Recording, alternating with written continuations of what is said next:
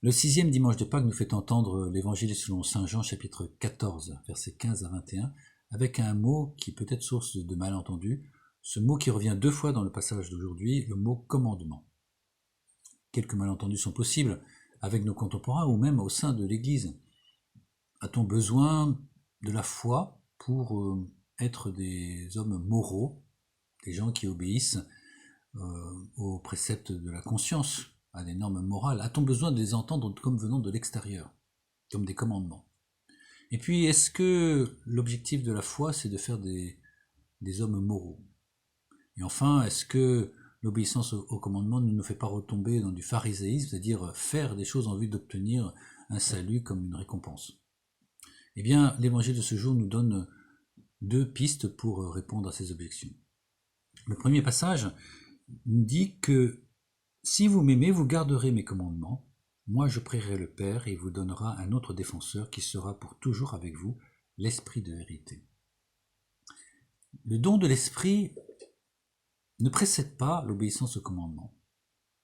Il semble qu'on puisse obéir au commandement sans avoir besoin de recevoir l'Esprit Saint qui ne vient qu'après. En d'autres termes, la morale, l'obéissance au commandement peut être le fait de croyants qui ont reçu l'Esprit comme de ceux qui ne l'ont pas reçu. Il y a quelque chose d'universel dans la morale, et l'objectif de la foi, c'est pas de faire de nous des êtres moraux, c'est de nous unir au Christ. L'Esprit, nous le connaissons, car il demeure auprès de vous et il sera en vous. En ce jour-là, vous reconnaîtrez que je suis en mon Père et que vous êtes en moi et moi en vous. La finalité de l'existence chrétienne, c'est d'unir au Christ et par là même de nous unir à Dieu, d'entretenir une relation d'amour réciproque entre Dieu et nous. Et de fait, cet amour pour le Christ aboutit à une obéissance au commandement qui dépasse le simple effort moral. Ça résulte comme une sorte de nécessité interne. L'amour implique cette obéissance. Le deuxième passage, c'est celui qui reçoit mes commandements et les garde, c'est celui-là qui m'aime, et celui qui m'aime sera aimé de mon Père, moi aussi je l'aimerai, et je me manifesterai à lui. Dans ce passage, il y a quelque chose qui résonne un peu étrangement, qui semble presque contredire l'esprit de l'évangile tel que nous l'entendons dans les paraboles de la miséricorde, dans le comportement de Jésus à l'égard des publicains, des prostituées et des pécheurs. Cet amour inconditionnel qu'il offre à ces gens qui sont hors cadre, qui ne sont pas dans l'obéissance au commandement. Cet amour inconditionnel pour l'homme, quel que soit son agir.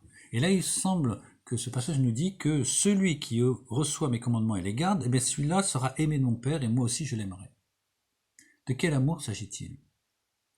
Peut-être un amour distinct de celui offert à tous inconditionnellement.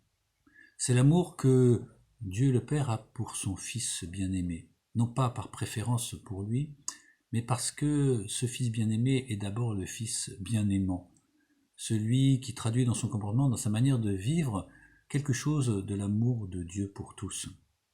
Et cette relation du Père avec le Fils, avec un F majuscule, avec le Christ, il est possible pour celui qui s'unit au Christ, pour qui laisse la vie du Christ transparaître à travers lui, il est possible que le même amour lui soit adressé. Un amour qui ne fait pas de lui un préféré par rapport aux autres, parce que cet amour divin s'offre à tous d'une manière universelle, mais c'est un amour qui nous fait vivre comme des fils dans le Fils unique. D'être à ce point unis au Christ que nous puissions dire « ce n'est plus moi qui vis, c'est le Christ qui vit en moi ».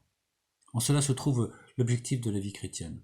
Non pas faire de nous des gens plus moraux ou moins moraux que les autres, mais de ceux qui sont capables de faire feu de tout bois, de tout geste, de toute parole, de toute attitude, pour en faire une réponse d'amour à l'amour que nous avons reçu du Seigneur et qui nous configure au Christ. Amen.